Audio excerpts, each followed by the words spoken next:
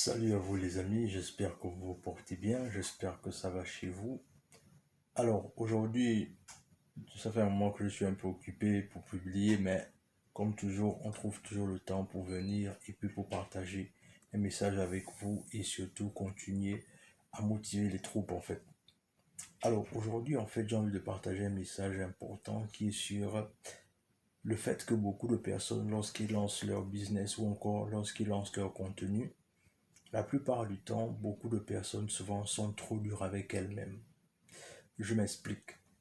C'est-à-dire, si tu es créateur de contenu et que, par exemple, tu enseignes les gens sur l'éducation financière, la plupart du temps, ce que toi tu veux et ce que toi tu espères, c'est que il faut nécessairement ou encore il faut forcément que toi tu aies un gros compte en banque pour commencer à parler d'éducation financière aux gens.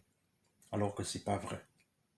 Le truc, c'est que ce qu'il faut que tu comprennes, c'est que celui qui n'a pas la connaissance par rapport à celui qui a la connaissance sont à deux niveaux différents. Ça veut dire que celui qui a la connaissance est l'enseignant de celui qui n'en a pas.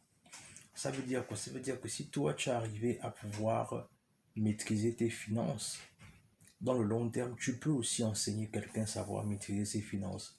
Mais ça ne veut pas forcément dire que toi, il faut que tu aies des millions dans ton compte en banque. C'est pas ce que ça veut dire. Ça veut simplement dire que toi, tu dois avoir une discipline pour que lorsque tu viens parler à quelqu'un de finance, il faudrait que toi-même aussi, tu sois capable de dire que voilà ce que j'ai ou encore voilà ce que j'ai appris de mes erreurs. Et c'est comme ça que tu vas pouvoir enseigner les gens en fait. Et je vais encore aller plus loin. Ce phénomène également se rencontre avec les gens qui font dans le coaching, notamment ceux qui sont dans le mariage. C'est-à-dire, on voit beaucoup de personnes souvent qui pensent que c'est pas parce que je ne suis pas enfin parce que je ne suis pas marié que je ne peux pas venir parler du mariage. Ou encore, j'ai échoué mon mariage, je ne suis pas digne de venir parler de mariage. Et c'est là où souvent beaucoup de personnes se trompent. Le truc, c'est qu'il faut savoir une chose, c'est que beaucoup de personnes peuvent arriver à enseigner des gens en partant simplement de leurs propres erreurs en fait. Et ça, c'est important de le comprendre. C'est que tu peux éviter quelqu'un de perdre beaucoup d'argent ou encore de perdre beaucoup de temps parce que tu lui auras partagé ton expérience. C'est-à-dire que c'est pas forcément parce que tu es marié ou bien par exemple que tu dois forcément avoir été marié, que tu es reçu dans ton mariage, que tu vas penser peut-être que comme tu n'es pas marié, ça fait de toi quelqu'un qui n'est pas légitime de vouloir venir parler du mariage. C'est pas ça en fait. Non, c'est pas ça. C'est juste que tu partages ton expérience à quelqu'un et c'est comme ça que quelqu'un aussi dans le long terme, il pourra être influencé positivement et que là aussi, quelque part aussi, il pourra faire moins des erreurs que toi tu auras fait en fait.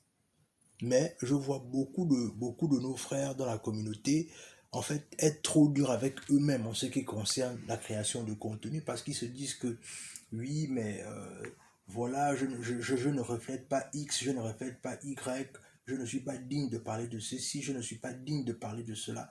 Mais la vraie question, c'est celle de savoir qui en est vraiment digne de le faire. Tu vois que personne, n'est-ce pas? C'est-à-dire, même celui qui va venir parler de finances personnelles, parfois il fait aussi des erreurs financières dans lesquelles parfois il peut perdre tout son argent.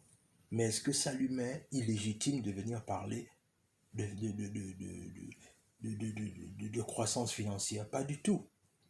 Il faut simplement comprendre une chose, c'est que ne vous limitez pas parce que vous êtes toujours au niveau là où vous voulez toujours être dur avec vous-même en disant que est-ce que je suis digne de faire ceci, est-ce que je suis digne de faire cela. Le truc, c'est que comprends juste qu'à partir du moment là où tu as la discipline pour toi de poursuivre tes rêves et tes objectifs, c'est ce qui compte. Et dans la foulée, tu feras des erreurs. Dans la foulée, tu vas te tromper, mais ne sois pas trop dur avec toi-même. Sois dur avec toi-même dans le sens de vouloir t'améliorer. Mais ne sois pas dur avec toi-même dans le fait de vouloir rester dans l'immobilisme. Et puis après, tu vas commencer à trouver des excuses dans lesquelles si je n'ai pas eu à faire ceci, c'est parce que cela. Donc, tu n'as pas besoin d'en arriver là en fait. Et je voulais vraiment partager ça avec toi parce que le but ici, c'est que les gens comprennent la nécessité de se lancer dans l'infoprenariat. Et pour que les gens se lancent davantage dans l'infoprenariat, il faudrait que les gens comprennent que Chaque personne, à partir du moment où il se sent à l'aise dans un sujet, est capable d'enseigner quelqu'un d'autre dans ce sujet. Dans tous les cas, je voulais vraiment partager ça avec toi et te dire que tiens bon, persévère et peu importe tes objectifs, à partir du moment où tu ne lâches rien et que tu restes déterminé, tu finiras forcément par réussir. Parce que Dieu se souvient toujours de ses enfants. Dans tous les cas, on se dit à la prochaine. Partagez la vidéo, laisse un like, laisse un commentaire et surtout abonne-toi à la chaîne, partage, partage, partage. Et sur ce, on se dit à la prochaine.